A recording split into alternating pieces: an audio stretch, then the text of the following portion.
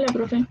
Hola, lo que vamos a ver ahora es tratar de unir estas dos visiones, lo que hemos visto al principio del curso, que son como las partes básicas, los componentes de los microorganismos, con lo que nosotros conocemos de los microorganismos asociados a alimentos, como la típica percepción que uno tiene de un patógeno, ¿ya? Entonces, esta diapositiva muestra un poco lo que uno siente. ¿Pueden ver la diapo? Sí, Yo no los veo a ustedes. sí, sí se ve. Uno cuando se siente mal del estómago, tiene náuseas, vómito o indigestión, uno empieza a recordar qué alimento comió y tratar bueno, yo trato de pensar qué bicho es. Ustedes me imagino que simplemente, oh, ¿qué me cayó mal? Ay, eso no debe haber sido, esto quizás sí. Y de repente al final de este curso ojalá dijeran, oh, a lo mejor fue tal bacteria, o al final de microdo. Eh, Cada alimento tiene una característica particular que lo hace más o menos susceptible a la contaminación por microorganismos y esas características suelen ser nutricionales, por lo tanto son lo mismo que lo hacen buenos para nosotros esas matrices, lo hacen bueno para el crecimiento de los microorganismos, ¿ya? Ahora, durante la manipulación de alimentos existen un montón de normas que hay que seguir para evitar llegar a la condición en que nos inoculemos o contraigamos alguna enfermedad a través de los alimentos. Y eso es básico para la manipulación de ellos. Nosotros manipulamos alimentos todos los días y eh, cuando uno tiene a alguien a cargo, es responsable de alguna persona, lo prepara no solamente para uno, sino que para la familia, y eso se puede convertir, si uno tiene buenas prácticas, en un foco de transmisión de enfermedades. Se ha visto que un buen porcentaje de las enfermedades transmitidas por los alimentos ocurren en el hogar. Lo que pasa es que como es un grupo pequeño, el efecto que tienen es menor que si ocurre, por ejemplo, en un restaurante o en un casino del agua. Imagínense en un casino del agua hay un brote por un microorganismo. O sea, la cantidad de personas que son impactadas es altísima. Bueno, un concepto importante a entender en esta clase es que lo que es un patógeno, bueno, y es cualquier agente que pueda producir enfermedad o daño al hospedero. Huésped no es no es la palabra más adecuada, hospedero es la persona más adecuada. Y bueno, hay patógenos de animales, de plantas, de todo ser biológico. Esta diapositiva que puede ser muy complicada, pero esa es la idea, es que sea impactante en el sentido de que si nosotros pensamos en cómo una persona se puede contagiar una enfermedad, una bacteria en este caso, este es un STEC, es una eh, Escherichia coli productora de chigatoxina, ¿ya?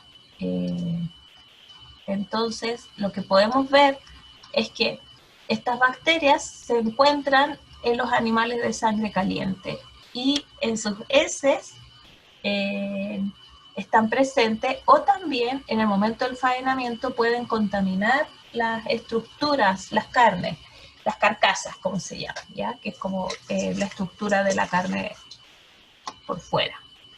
Eh, y de esa manera llegar a los alimentos. También se puede contaminar la leche. Eso lo vimos en el documental, ¿cierto?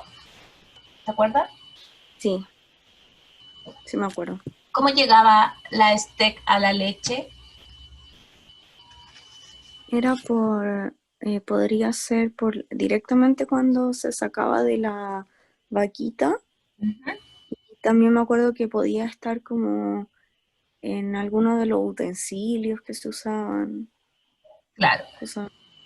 Lo más probable es que recuerden que eh, estas vacas no son estériles, pues en el fondo tienen todos sus microorganismos, su rumen, su intestino y patógenos también asociados. Las heces de las vacas eh, tienen, podrían eventualmente tener esta bacteria patógena. ¿Se acuerdan que el tipo que producía leche cruda a nivel como de producción en masa y que había sido responsable, o su leche parecía ser responsable de los casos de síndrome urémico. Él decía que las vacas pasaban por una parte donde se les lavaba las ubres. ¿Se acuerdan? Sí. Ya, esa es la ruta, la principal ruta de contagio. Las heces, como ellas defecan en el pasto, se tiran también ahí, pueden caer restos en sus ubres, y entonces hay que lavarlas bien antes de ser ordeñadas. Ahora, como este es un proceso industrial, hay diferencias en el tratamiento del animal respecto a un tratamiento más controlado, como por ejemplo esa otra granja que estaba, no me acuerdo en qué estado, donde era prohibido producir leche cruda, pero que él desinfectaba ubre por ubre con un paño con yodo. Bueno, también puede haber una contaminación, pero en el fondo hay un control mayor porque hay menor cantidad de animales. En cambio, si él tenía 1000 vacas, creo que decía que tenía el tipo este, es muy difícil controlarlas a todas. Entonces tenía toda esta regadera, todo más automatizado. Y eso nos hace perder un poquito el control. Entonces puede quedar en la leche una matriz alimentaria rica en proteína que permite el crecimiento de los microorganismos. Puede quedar, por ejemplo, en las hortalizas, porque las heces se utilizan como abono en algunos lugares. Puede quedar en la carne, si esta no es bien cocida, puede quedar ahí la bacteria y transmitirse. Hay casos, bueno, ya hace mucho tiempo, pero hace unos años, no sé si han escuchado que a McDonald's le tienen un sobrenombre asociado a esto, le dicen McCaca. Sí, No, sí. yo no he escuchado eso. Eso nació hace como 10 años atrás, porque hubo un caso de síndrome urémico hemolítico y se pudo determinar que fue a través de una hamburguesa mal cocida vendida en McDonald's. Entonces ellos tienen un proveedor de hamburguesa y se puede hacer toda, si existe un buen proceso de trazabilidad, o sea, de registro de proveedores, etcétera, tú puedes llegar al origen de esa contaminación. Al respecto les puedo recomendar un libro que no creo, yo creo que sí, que está en la plataforma, que se llama Toxina, y que habla un poco de un caso, es como un libro. ¿Leyeron el Código Da Vinci? Sí, yo sí. Como el Código Da Vinci, pero de microbiología, de un caso de una enfermedad asociada a alimentos y cómo un detective trata de buscar de dónde se enfermó. Qué bueno. No como un microbiólogo, sino como un detective, tratando de entender de dónde viene. Así que se los recomiendo. Nosotros lo hacíamos como actividad complementaria antes, ahora están un poco sobrevendidas, así que y tampoco nos alcanza el tiempo, así que no lo hacemos. Profe, ¿y cuál es el autor? Cook, pero Ya, lo puedo subir, si yo lo tengo ya, en la plataforma de académica, lo puedo bajar y subir ahí. Así que hay ya, bacán. electrónico, es súper divertido. Yo, después que hacemos esa actividad, pregunto y la verdad es que todos quedan como bien entusiasmados porque es un libro fácil de leer, entretenido, y en el fondo te aterriza un poquito esto que uno ve como de repente tan lejano a algo tan habitual, a algo tan común, ¿ya? Bueno, como les estaba diciendo, también puede haber una contaminación por contacto directo con los animales. O sea, si uno va a una granja interactiva, toca a los animales, estas pueden tener bacterias en su pelaje, por restos de heces o por contaminación cruzada, y al final eso después uno de alguna manera se lleva las manos a la boca y contamina a la persona. Como ya les había dicho, la hortaliza a través de las heces que se utilizan como abono. Y también las vacas pueden contaminar el agua y esta agua puede ser utilizada para riego, por ejemplo, de hortalizas o para la elaboración en la industria de los alimentos, que se usa habitualmente agua de pozo o agua de zanca que se potabiliza, pero si no está bien controlada puede quedar algo de bacteria, entonces hay que controlar esa agua y bueno, directamente porque uno toma esa agua o nada en ella. Entonces, lo que quiero transmitir con esta diapo es que las bacterias pueden llegar a nosotros por múltiples vías. Los alimentos tienen un rol súper importante, sobre todo pensando en alguien más citadino que no va a nadar al río y que no va a una granja y toca a los animales. Entonces los alimentos se convierten en una ruta de transmisión. Y esto hay que tenerlo en consideración en el momento de que uno se dedica a la producción de alimentos, o incluso cuando uno prepara sus propios alimentos, ¿ya?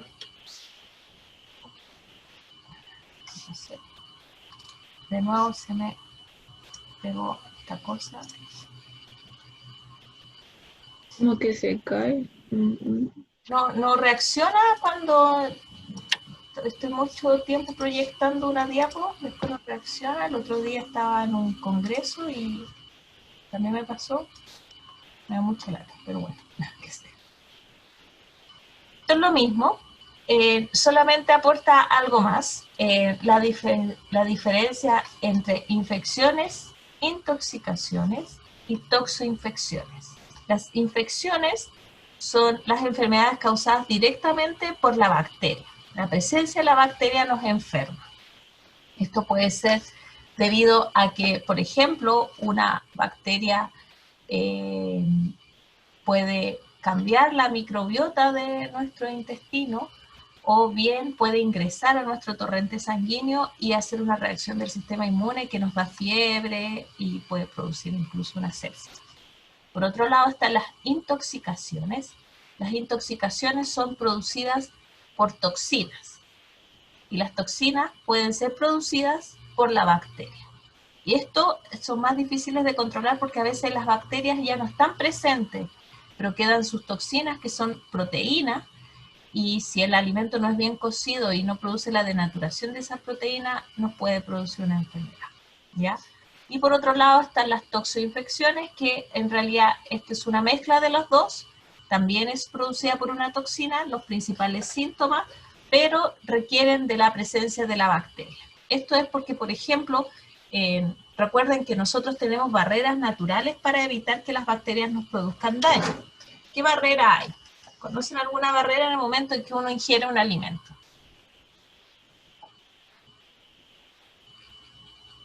O sea, yo sé que está el sistema inmune, pero no sé cómo específicamente qué. Ya, antes del sistema inmune, el estómago, pasar por el estómago significa un estrés, ya sea para un virus, una bacteria, incluso una toxina, porque ahí hay un pH muy ácido que permite la digestión, o sea, el daño en las matrices alimentarias para que podamos absorberlo, pero eso también puede producir daño en las bacterias.